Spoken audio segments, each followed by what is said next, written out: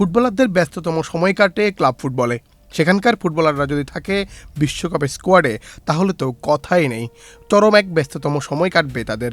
আর যারা থাকে না বিশ্বকাপে তারা থাকেন ছুটিতে। কিন্তু দুটি ক্লাবের ফুটবলারদের জন্য বিশ্বকাপের আগে আরেক ব্যস্ততা।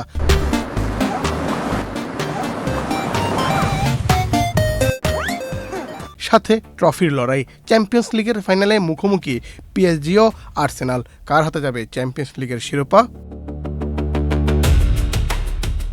২০ বছর পর ফাইনালে উঠল আর্সেনাল। সর্বোচ্চ চাওয়া ইউরোপ শ্রেষ্ঠত্বের প্রথম শিরোপাটি ছুঁয়ে দেখার। আর্সেনালের জন্য সময়টা এখন ইতিহাসের পাতাটাকে নতুন করে সাজানোর। পিএসজিকে হারাতে পারলেই ঐতিহাসিক ডাবল। প্রিমিয়ার লিগ শিরোপা জয়ের অভিজ্ঞতা চ্যাম্পিয়ন্স লিগ ফাইনালের মঞ্চেও নিশ্চিতভাবেই বড় অনুপ্রেরণা হবে। গত মৌসুমের সঙ্গে তুলনা করলে আর্সেনালের প্রায় প্রতিটি বিভাগই নতুনভাবে গড়ে উঠেছে।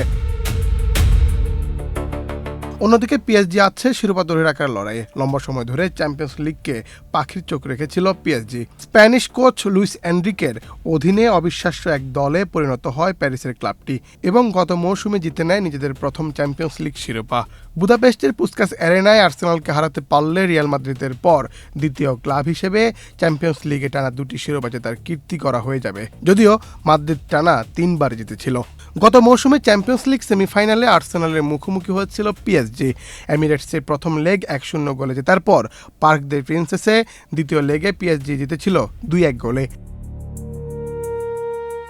আর্সেনালকে কিভাবে হারাতে হয় সেটা ভালোই জানা আছে পিএসজির, যদিও ম্যাচের ফল ছাড়া বাকি পরিসংখ্যানে ছাপ ছিল আর্সেনালেরই।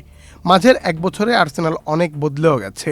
২২ বছর পর প্রিমিয়ার লিগ শিরোপাও পুনরুদ্ধার করেছে। আর্সেনালকে নিয়ে তাই একটু বেশিই সতর্ক থাকতে হবে এনরিকেকে। শনিবার রাত ১০টায় চ্যাম্পিয়ন্স লিগের ফাইনালে আর্সেনালের মুখোমুখি পিএসজি। কে জিতবে শিরোপা জানিয়ে দিন কমেন্ট বক্সে। মুন্না চন্দ্র দাস, বাংলাদেশ প্রতিদিন।